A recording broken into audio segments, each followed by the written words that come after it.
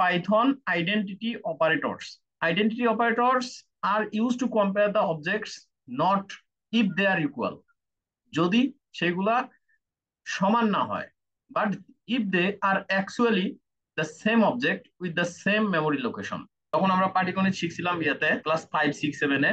তখন আমরা এরকম করছি এক্স ইজ ওয়াই, মানে এক্স হয় ওয়াই, এরকম ভাবে কিছু অঙ্ক করছিলাম, মানে এক্স কে ওয়াই এর সাথে তুলনা করছি। এই যে পাটিগণিতে যেভাবে করছিলাম সেম ভাবে এখানে আইডেন্টিটি অপারেটরটা হলো এইটাকেই বোঝায় যে হ্যাঁ এক্স আর ওয়াই সেম এবং দুইটাই সেম মেমোরি লোকেশনে আছে। আমি এক্স এর জায়গায় ওয়াই লিখতে পারবো, ওয়াই এর জায়গায় এক্স লিখতে পারবো, সেটাকেই বুঝাইছে। ট্রাই এটে দেখেন। এক্স সমান সমান অ্যাপল ব্যানানা একটা লিস্ট নিছে, দুইটা লিস্ট টাইপের, লিস্ট ডাটা টাইপের ভ্যালু, এবং দুইটা সেম টু সেম হুবহু একই রকম, এক্স আর হ্যাঁ ওয়াই কে সেম বলতে পারি, তাই না? এখন এই জেড এর সাথে আবার এক্স কে কি করে দিছে, জেড কে একটা ভেরিয়েবল বানাইছে, সাথে এক্স ভেরিয়েবলের সাথে তাকে কি অ্যাসাইন করে দেওয়া হয়েছে। এখন এক্স জেড কে বলতেছে যে জেডও এক্স এর সমান। তাহলে যদি জেডও এক্স এর সমান হয়, তাহলে এই জেড তো এখন ওয়াই এরও সমান, তাই না? যেহেতু এক্স আর ওয়াই দুইটাই সমান, এই জিনিসটা বুঝাইতে চাইছে। এই জন্য এইভাবে মানে আপনাকে উদাহরণটা দিছে। প্রিন্ট ফাংশন নিচ্ছে যেটা, এই প্রিন্ট ফাংশনের ভিতরে এক্স ইজ জেড এই কথা লিখছে। কি বলছে? X is Z. X X ভেরিয়েবলটা একটা লিস্ট। তো জেড আবার বলছে এক্স ইজ জেড, মানে এক্স আর জেড একই সমান। এ বলতে যাচ্ছে এক্স এর সাথে তো আমি জেড কে কি করছিলাম, অ্যাসাইন করে দিছিলাম, মানে এক্স ও যা ওয়াই ও তা, এটা অ্যাসাইন করে দিছিলাম একবার, আমি আগেই ডিফাইন করে নিছি। এই জন্য জেড ভেরিয়েবলের মধ্যে আগে ডিফাইন করে নিছি না। তো এখন আমি যদি এক্স ইজ জেড লিখি, তাহলে এটা রিটার্ন, এটা এটা যখন প্রিন্ট দিবেন তখন ট্রু দেখাবে 100%, কারণ আমার ভেরিয়েবল নিজেই বলতেছে যে আমার এই এক্স। আচ্ছা, আপনি যদি শুধু প্রিন্ট জেড দেন, দেখেন এখানে একটা জিনিস খেয়াল করেন, তাহলে কিন্তু আপনার একটা লিস্ট দেখাবে। এই দেখেন, হ্যাঁ, অ্যাপল ব্যানানা এটা দেখাবে। প্রিন্ট যদি জেড দেন তাহলে এটা সেটাই দেখাবে, অ্যাপেল ব্যানানাই দেখানোর কথা। জেড আচ্ছা, দিলে অ্যাপল ব্যানানা অ্যাপল দেখালো, ব্যানানা। তার মানে এটা কি, আমার এটা আরেকটা লিস্টে ওই সেম লিস্টে প্রিন্ট হলো না। আমি দেখাইতে চাই যে জেড এর আমার যে ডাটা টাইপটা আছে, আমি যদি এটা টাইপ দেখতে চাই, আমরা যেমন টাইপ ফাংশন ইউজ করছিলাম, সেই টাইপ ফাংশনের ভিতরে যদি আমি এটাকে নেই, তাহলে আমি দেখতে চাই যে এটাকে আমার লিস্ট দেখায় কিনা, তাই না? অবশ্যই দেখাবে। লিস্টই তো দেখানো উচিত, তাই না? দেখেন দেখানো ক্লাস উচিত। লিস্ট দেখাইছে, খেয়াল করছেন? হুম, এই হলো হুম। বিষয়। ইজ নামের এই আইডেন্টিটি অপারেটরটা ব্যবহার করব। আচ্ছা, আইডেন্টিটিটাকে ডেনোট করার জন্য আপনাকে আর একটা ছোট জিনিস বুঝতে হবে। যেমন আমি লিস্ট নামের একটা ভ্যালু ওখানে সেট করছিলাম, ভ্যালু বলেন ডাটা বলেন, এরকম একটা সেট করছিলাম না, ডাটা সেন্টারের মধ্যে সেট হয়ে থাকে। আরেকটা নিলাম এই কালারের, মনে করেন আমার ওই এইটা হলো এক্স মেইনটা, আমি এটা একটু আগে বাইরে রাখি। এটা হলো এক্স, যেটার মধ্যে আমার মাউস আছে বর্তমান, এটা খেয়াল করেন, এটা এক্স। এই এক্স এর ভিতরে আমি ওয়াই কে নিয়ে যা রাখলাম, ভিতরে থাকলো সে, কিন্তু এর নিজস্ব জায়গা কিন্তু এটা, এই ওয়াই এর নিজস্ব জায়গা এটা। এখানে কিন্তু সে এক্স কে ঢুকতে দেয় নাই, যদিও সে এক্স এর ভিতরে আছে। এখন দুইটা আলাদা আলাদা দুইটা ডাটা সেন্টার, এটা এক্স আর এটা ওয়াই। এখন এই দুইটার মধ্যে যদি আপনি কম্পেয়ার করতে চান, এখন দুইটার আলাদা আলাদা নিজস্ব মেমোরি আছে না। মনে করেন এটা এক্স ভেরিয়েবল, হ্যাঁ, আর এটা ওয়াই ভেরিয়েবল, এই মাঝখানেরটা। এখন দুইটার আলাদা আলাদা নিজস্ব আইডেন্টিটি আছে। এখন আমরা কি করতেছি, ইজ দিয়ে আমরা আইডেন্টিটি সেট করতেছি। আমি যদি এইটাকে এক্স ধরি আর এটাকে ওয়াই ধরি, এখন x is equal to x is Y দেই, তাহলে আমার রেজাল্ট ফলস আসতো, কারণ এইটা আর এইটা দুইটার আলাদা নিজস্ব আইডেন্টিটি আছে। কিন্তু আমরা কিছুক্ষণ আগে যে কাজটা করছিলাম, এক্স ইজ ইকুয়াল টু একটা লিস্ট দিছিলাম, ওয়াই ইজ ইকুয়াল টু আরেকটা লিস্ট দিছিলাম, কিন্তু দুইটাই সেম লিস্ট ছিল, আর Z is equal to X দিছিলাম, মনে আছে?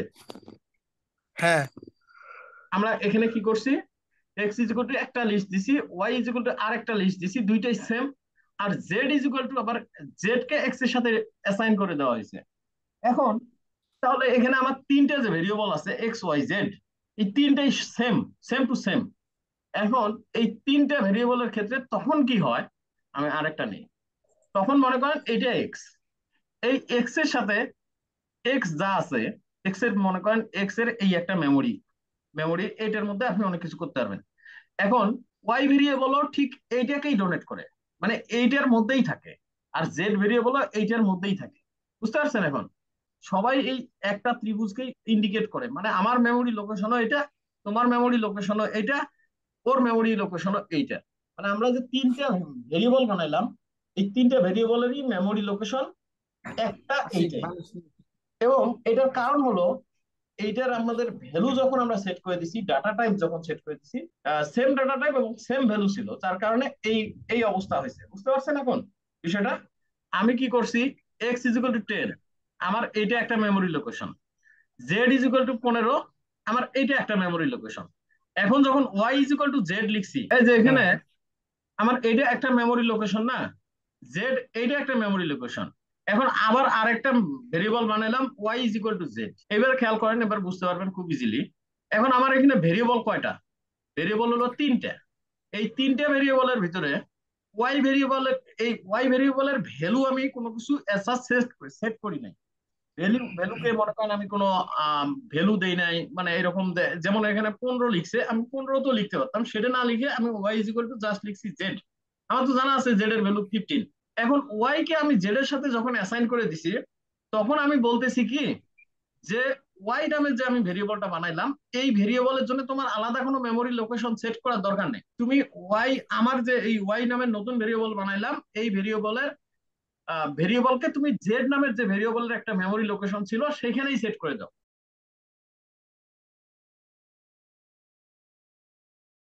এখানে বলছে সেম অবজেক্ট, বলছে true because x is not the same object as y. তার মানে এটা ফলস হওয়া উচিত ছিল, ইজ যদি থাকতো তাহলে ফলস হইতো, কিন্তু ইজ ফলস। নট থাকাতে, ইজ হ্যাঁ ইজ নট থাকাতে এটা ট্রু হয়েছে। ট্রু হয়েছে। বাট ইজ যদি থাকতো শুধু, তাহলে ফলস ট্রু হইতো। হতো। কেন? Returns true because is x is not the same object as y even if they have the same content. তারা সেম কন্টেন্টের, কিন্তু তাদের মেমোরি লোকেশন সেম না। এই গেল ইজ আর ইজ নট এর কনসেপ্টটা এইটাই। আর মেম্বারশিপ অপারেটরের ক্ষেত্রে আমরা এর আগেও দেখছিলাম, membership operators are use to test if a sequence is presented in the object, in an object. মানে এর কাজ হলো ইন, শুধুমাত্র ইন ব্যবহার করা। মনে করেন কোনো একটা অবজেক্টের ভিতরে এই জিনিসটা আছে কিনা, এটা মানে এটাকে ট্রেস করার। ধরেন আমি লিখলাম যে মাই নেম ইজ মাহমুদ, এটা লিখলাম। এখন এটা লেখার পরে আমি লিখলাম যে তুমি খুঁজে দেখো যে এখানে মাহমুদ নামের কোনো ওয়ার্ড আছে কিনা। এটাকে খোঁজার জন্য সে কি বলবে, এই ইন অপারেটরটা ইউজ করবে। আবার নট ইন অপারেটরটা কখন ইউজ করবে, সে বলে দিবে যে না, মাহমুদ নামের কোনো অপারেটর এখানে নাই। যদি না থাকে আসলেই, তাহলে তো সত্যি কথাই বলছে, তখন সে ট্রু দেখাবে। আর যদি সে থাকে, তাহলে মনে করেন যে না, তুমি মিথ্যে কথা বলছো, তার মানে ওখানে ফলস দেখাবে। বিষয়টাকে আমরা একটু ট্রাই ইটে দেখে আসি। এক্স ইকুয়াল টু একটা লিস্ট নিছে, এই লিস্টের ভিতরে সে বলছে ব্যানানা ইন এক্স। ব্যানানা নামের স্ট্রিংটা কি এক্স এর মধ্যে আছে, এটা জিজ্ঞেস করছে। আছে। তো ব্যানানা তো এক্স এর ভিতরে আছে, তার মানে ট্রু। বিষয়টা এটা এটা বোঝার কিছু আছে এরকম নর্মাল কোনো কিছু? আচ্ছা, এটা গেল আপনার ইন, ইনের ব্যবহার। এবার নট ইন এর ব্যবহারের ক্ষেত্রে কি, Returns true if a sequence is the specified value is not present in the object. মানে ওই অবজেক্ট, ওই মেমোরি লোকেশনের ভিতরে আপনার ওই মালটা নাই।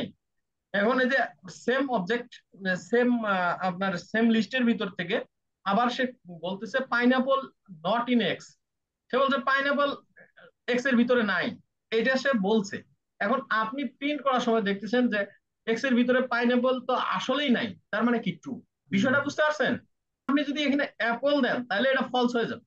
অ্যাপল তো আছে আসলে, মানে সে উল্টা ভাবে চেক করতেছে। আমরা নর্মালি কি, নর্মাল মানুষজন আমরা কি করতাম, আমরা করতাম কি, যে এই আপেল, আপেল কিন্তু তোমার এক্স এর ভিতরে আছে, আমরা এইভাবে বলতাম। সে বলতেছে না, পাইনাপল এখানে নাই। এক্স এর ভিতরে পাইনাপেল তো আমরা ডিফাইনই করি নাই, সে বলতেছে পাইনাপেল কিন্তু এখানে নাই। হ্যাঁ আসলেই তো পাইনাপেল নাই, আমি এইভাবে উত্তরটা দিয়ে দিচ্ছি। এই হলো বিষয়। Operator precedence. প্রিসিডেন্স মানে কি? প্রিসিডেন্স মানে হলো একটার পর একটা, কোনটার পর কোনটা এক্সিকিউশন করবে। আপনি কোনো ধরনের একটা একটা অঙ্ক করতেছেন, অঙ্ক করার সময় আপনি গুণ ভাগ যোগ বিয়োগ এগুলো ব্যবহার করবেন একটার পর একটা, তাই না?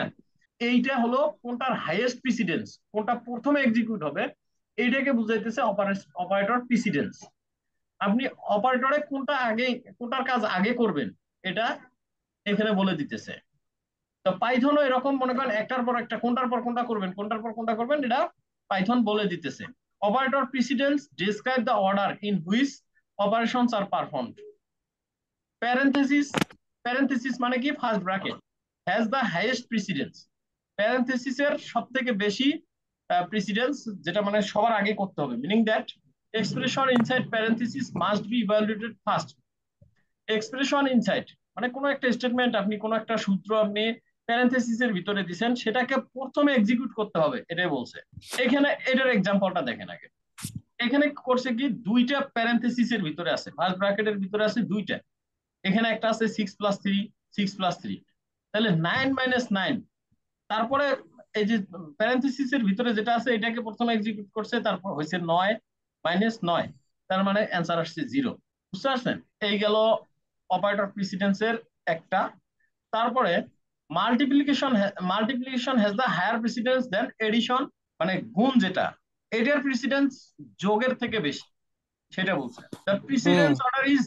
precedent order is described in the table below, starting with the highest precedent at the top। মানে অঙ্কে আমরা বীজগণিত করার সময় আমরা সিস্টেম গুলো যে যেভাবে প্রেসিডেন্স ফলো করছিলাম সেম ওয়েতে এখানেও সেইভাবে প্রেসিডেন্স ফলো হয়। আমরা কিভাবে আগে মুখস্থ করতাম ক্লাস 5-এ, ব্র্যাকেট এ ভাগ গুণ যোগ বিয়োগ, এইভাবে আমরা পড়ছি। যে ব্র্যাকেটের পর আমরা এর এর কাজ করতাম, হ্যাঁ, এর মানে কি গুণ, আবার ভাগ গুণ যোগ বিয়োগ, এভাবে করছিলাম। মনে আছে বিষয়টা, খেয়াল খেয়াল আছে?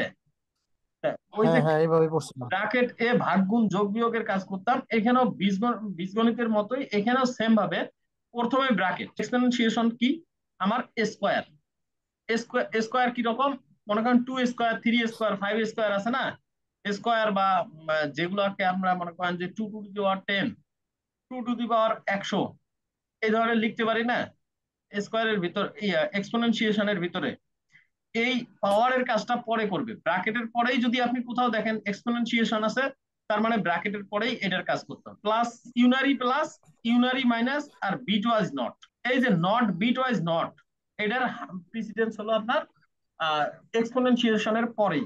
তারপরে হলো আবার আপনার মাল্টিপ্লিকেশন, ডিভিশন, আর হচ্ছে ফ্লোর ডিভিশন, আর মডুলাস, এই সিরিয়ালে যাবে। তারপরে হলো প্লাস মাইনাস, তারপরে হলো বিটওয়াইজ লেফট রাইট শিফট, তারপরে bitwise and, bitwise XOR, bitwise or, তারপরে হলো double equal to, not equal to, greater than equal to, less than equal to, is not in, not in, এইভাবে আর কি প্রিসিডেন্সটা আছে। আমরা মুখস্থ করতে হবে না, আমরা করার সময় একটা একটা অটোমেটিক আমাদের এটা চলে আসবে, এটা দেখারও কিছু নেই কখন আমরা কোনটা কি করব, সেটা মনে করেন অটোমেটিক আমাদের চলে আসবে। এটা মুখস্থ করব যে আমি মনে করেন ব্র্যাকেটের কাজ করব প্রথমে, তারপরে এক্সপোনেনশিয়েশনের কাজ করব, তারপরে এটার কাজ করব, এইগুলো আমার মুখস্থ করার কোনো কাম নাই, অটোমেটিক এটা চলে আসবে, কারণ আমরা নিজেরাই তো অঙ্ক নিজেরাই সেট করব। বুঝতে পারছেন? এই হলো বিষয়।